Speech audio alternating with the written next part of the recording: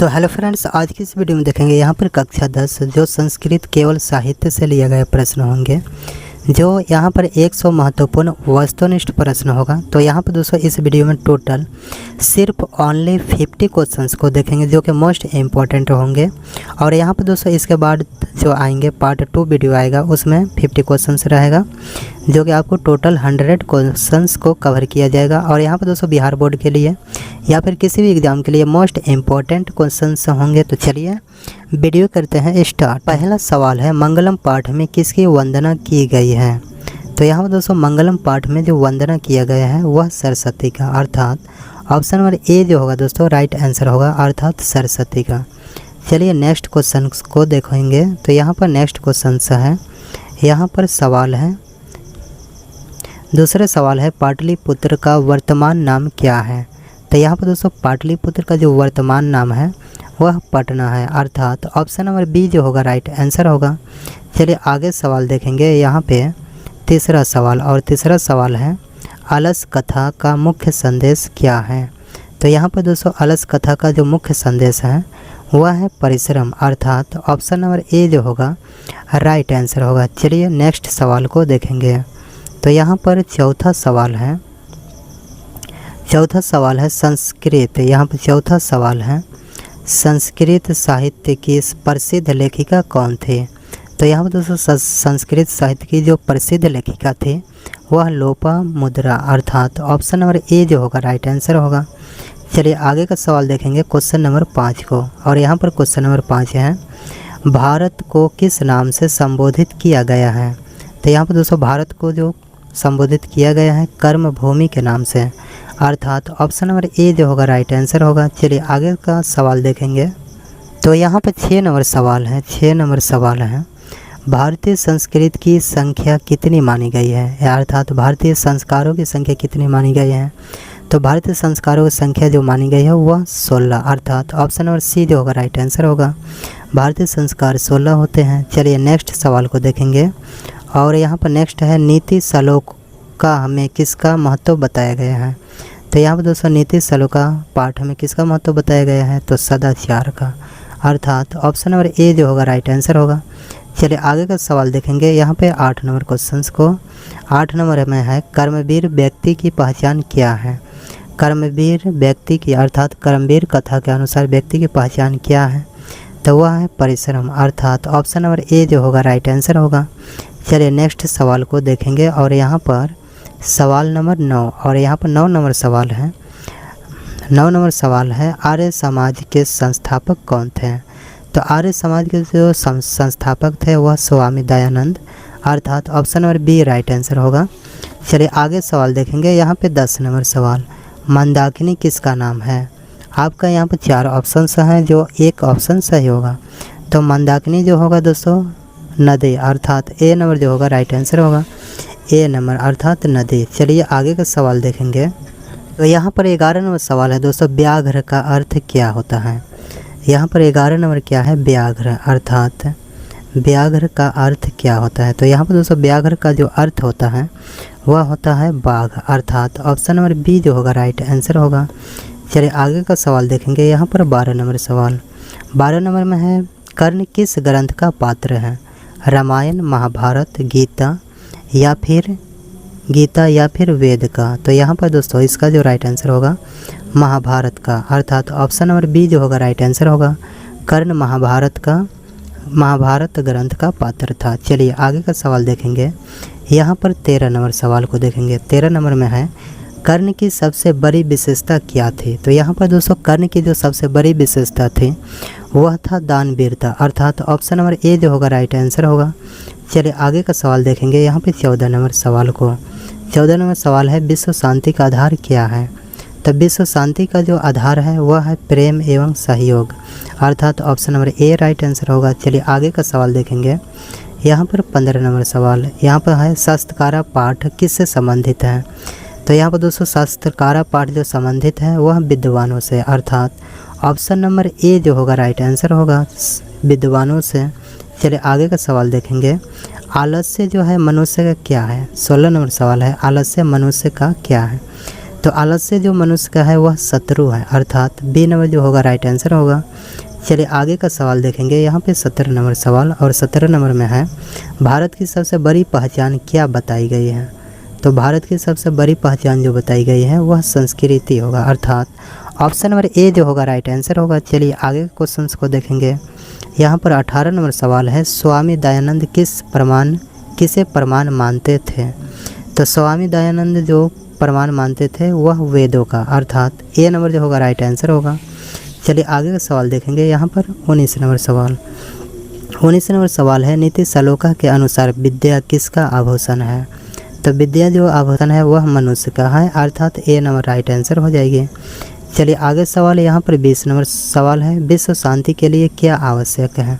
तो विश्व शांति के लिए जो आवश्यक है वह सद्भावना है, अर्थात ए नंबर राइट आंसर होगा।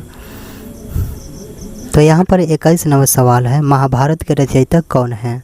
तो महाभारत के जो रचयिता हैं वह वेद व्यास, अर्थात option number B right answer होगा।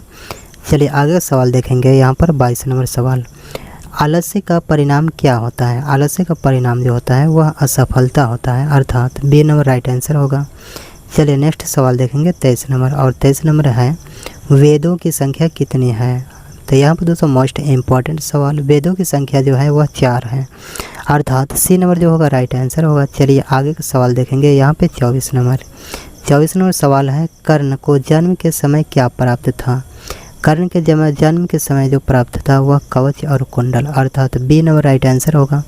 चलिए आगे का सवाल देखेंगे। यहाँ पर 25 नंबर सवाल है आर्य समाज की स्थापना कब हुई थी। तो आर्य समाज की जो स्थापना हुई थी वह 1875 में हुई थी, अर्थात ए नंबर जो होगा राइट आंसर होगा। चलिए आगे सवाल देखेंगे। यहाँ पर 26 नंबर, महाभारत युद्ध किस स्थान पर हुआ था। तो महाभारत युद्ध जो हुआ था वह कुरुक्षेत्र में हुआ था, अर्थात बी नंबर राइट आंसर होगा।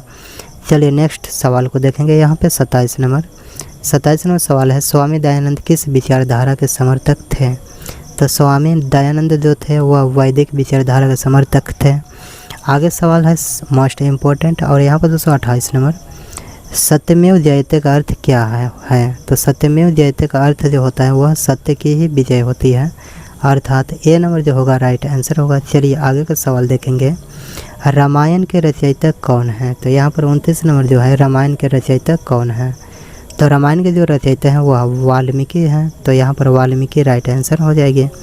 चलिए आगे देखेंगे। यहाँ पर 23 नंबर सवाल को देखेंगे। ये 23 नंबर में है सत्यार्थ प्रकाश के लेखक कौन है। तो सत्यार्थ प्रकाश के जो लेखक हैं वह स्वामी दयानंद सरस्वती, अर्थात बी नंबर राइट आंसर होगा। चलिए आगे का सवाल देखेंगे। यहाँ पर 31 नंबर सवाल है नीति श्लोका पाठ किस ग्रंथ से संकलित है। तो यहाँ पर नीति श्लोका पाठ जो है वह विदुर नीति से, अर्थात ए नंबर राइट आंसर होगा। चलिए आगे सवाल देखेंगे। यहाँ पर 32 नंबर सवाल है अलस कथा पाठ के रचनाकार कौन है। तो यहाँ पर दोस्तों अलस कथा पाठ के जो रचनाकार हैं वह विद्यापति हैं, अर्थात ए नंबर जो होगा राइट आंसर होगा। चलिए आगे का सवाल देखेंगे। यहाँ पर 33 नंबर सवाल है वृषवर कैसा था। तो यहाँ पर दोस्तों वृषवर जो था वह दानशील व्यक्ति था, अर्थात दानशील मंत्री था। तो यहाँ पर सी नंबर राइट आंसर हो जाएगी। चलिए आगे सवाल देखेंगे। यहाँ पे 34 नंबर सवाल है जनक की सभा में शस्त्रार्थ कुशलता कौन थे। तो यहाँ पर दोस्तों जनक की सभा में जो शस्त्रार्थ कुशलता थे वह गार्गी थे, अर्थात बी नंबर जो होगा राइट आंसर होगा गार्गी। चलिए नेक्स्ट सवाल को देखेंगे। और यहाँ पर 35 नंबर जो सवाल है वाल्मीकि रामायण से कौन सा पाठ संकलित है। तो यहाँ पर दोस्तों इसमें ऑप्शंस हैं विश्व शांति, और यहाँ पर कारणास्य दानवीरता नीति श्लोका मंदाकिनी वर्णनम। तो यहाँ पर दोस्तों इसका राइट आंसर होगा मंदाकिनी वर्णनम, अर्थात ऑप्शन नंबर डी जो होगा राइट आंसर होगा। तो यहाँ पर दोस्तों आगे का सवाल है हिरण्यन पात्रन दृष्टाय यह मंत्र किस उपनिषद से उद्धत है। तो यह जो है ईशावास्य उपनिषद से, अर्थात ए नंबर जो होगा राइट आंसर होगा। चलिए आगे का सवाल देखेंगे। यहाँ पर 37 नंबर सवाल है दामोदर गुप्त ने किस काव्य की रचना की। तो यहाँ पर दामोदर गुप्त ने किस काव्य की रचना की। तो यह की थी कुटनीमत, अर्थात ऑप्शन नंबर डी जो होगा राइट आंसर होगा। चलिए आगे का सवाल देखेंगे। यहाँ पर 38 नंबर सवाल है पुंसवन संस्कार कब होता है। तो पुंसवन संस्कार जो होता है वह जन्म के पहले होता है, अर्थात सी नंबर राइट आंसर होगा। चलिए आगे का सवाल देखेंगे। यहाँ पर सवाल नंबर 39, पिंगल किस वेदांग शास्त्र के प्रवर्तक आचार्य हैं? तो यह जो है छंद, अर्थात ऑप्शन नंबर बी जो होगा राइट आंसर होगा। चलिए आगे देखेंगे। यहाँ पर 40 नंबर सवाल है, भारत महिमा पाठ का प्रथम पद किस पुराण से संकलित है? तो यहाँ पर दोस्तों अगर प्रथम पद की बात किया जाए तो विष्णु पुराण होगा, द्वितीय पद की बात किया जाए तो भागवत पुराण होगा। तो यहाँ पर इसका जो राइट आंसर होगा ऑप्शन नंबर ए होगा, विष्णु पुराण। चलिए नेक्स्ट क्वेश्चन से है, मैत्रेयी कौन थे? मैत्रेयी जो थी वह याज्ञवल्क्य की पत्नी थे। कौन थे? याज्ञवल्क्य की पत्नी थे। डी नंबर राइट आंसर होगा। चलिए आगे का सवाल देखेंगे। यहाँ पर 42 नंबर सवाल है, भारत किससे सदा सेवित है? आपका ऑप्शन से है नदियों से, पर्वतों से, सागरों से और इनमें से सभी। तो इसका जो राइट आंसर होगा तो इनमें से सभी, अर्थात ऑप्शन नंबर डी जो होगा राइट आंसर हो जाएगी। चलिए नेक्स्ट सवाल को देखेंगे। यहाँ पर 43 नंबर, कर्मवीर कथा पाठ में किसकी कथा है? तो कर्मवीर कथा पाठ में जो है वह राम प्रवेश राम की, अर्थात ए नंबर राइट आंसर होगा। नेक्स्ट सवाल को देखेंगे। यहाँ पे 44 नंबर, भीखन टोला गाँव कहाँ है? तो भीखन टोला गाँव जो है वह बिहार में है, अर्थात बी नंबर राइट आंसर होगा। चलिए आगे का सवाल देखेंगे। यहाँ पर 45 नंबर, पटना में गंगा नदी पर कौन सेतु है? तो पटना में गंगा नदी पर जो सेतु है वह गांधी सेतु है, अर्थात सी नंबर जो होगा राइट आंसर होगा। चलिए आगे सवाल देखेंगे। यहाँ पर 46 नंबर सवाल है, प्राचीन काल में शिष्य को क्या कहा जाता था? तो प्राचीन काल में शिष्य को ब्रह्मचारी कहा जाता था, अर्थात ए नंबर राइट आंसर होगा। चलिए आगे सवाल देखेंगे। यहाँ पर 47 नंबर, चित्रकूट स्थित गंगा का वर्णन किस पाठ में है? तो चित्रकूट स्थित गंगा का वर्णन जो है वह मंदाकिनी वर्णनम, अर्थात यहाँ पर मंदाकिनी वर्णनम, अर्थात ऑप्शन नंबर सी होगा। चलिए आगे का सवाल देखेंगे। यहाँ पे 48, इंद्र किस रूप में कर्ण के समक्ष आया? तो इंद्र जो आया था ब्राह्मण के रूप में, अर्थात ऑप्शन नंबर डी जो होगा राइट आंसर हो जाएगी। चलिए आगे का सवाल देखेंगे। यहाँ पर 49 नंबर, और यहाँ पर 249 नंबर में यहाँ पर वागदान होगा। क्या होगा? वागदान होगा, वागदान पढ़ेंगे इसको। सवाल है दोस्तों वागदान, तो यहाँ पर वागदान किस संस्कार में होता है? तो यहाँ पर वागदान जो किस संस्कार में होता है? तो यह होता है बेहुआ संस्कार में, अर्थात ऑप्शन नंबर बी जो होगा राइट आंसर हो जाएगी। चलिए यहाँ पर इस वीडियो के लिए आखिरी सवाल है। यहाँ पर नीति श्लोक पाठ में परम श्रेय किसे कहा गया है? तो परम श्रेय जो कहा गया है वह धर्म का, अर्थात ऑप्शन नंबर ए जो होगा राइट आंसर होगा। तो यहाँ पर दोस्तों इस तरह से टोटल 50 क्वेश्चन देख चुके हैं। अगर वीडियो पसंद आती है तो वीडियो करेगा लाइक, चैनल पर नया है तो चैनल को सब्सक्राइब कर लीजिएगा। मिलते हैं नेक्स्ट वीडियो में, तब तक के लिए जय हिंद।